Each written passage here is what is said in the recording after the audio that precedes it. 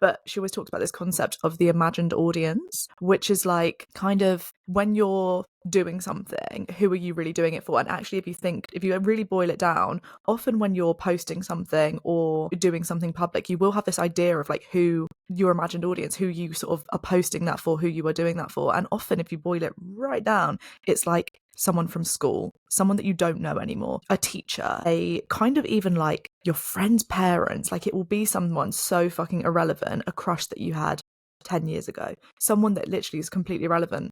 But there is often this sense of like who you are trying to get validation for, actually when you sort of call them by name and they don't become this imagined figure, this like mystical sort of ether figure of just like the collective. When you get the person who it is that you're truly doing that to impress or that for, it's like, God, I don't give two, can I swear on this? Yeah. Facts what they think about me. So Yeah. what is that about? Yeah, what is that about? Yeah. I agree with you. And also, like, in that kind of sense, when it is really abstract, there's always going to be someone, it's like you said, it is never ending. It's like, just kind of find the loophole that allows you to stop thinking about everybody else. I personally find it impossible. So let me know, anyone, if you've got any tips on that. But I think it's like a lifelong thing, to be honest. It's really hard because there's the rational self and then there's the irrational self. And of course, the irrational self will feed into that egotistical, imagined audience.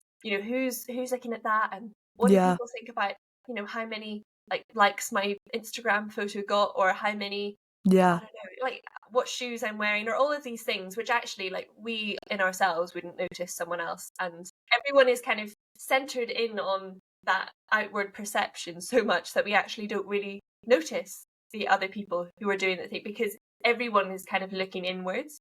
So it's that weird kind of, it doesn't really exist. It's that imagined audience. I think imagined is a really interesting word to use because it just doesn't really exist, but it limits us so much.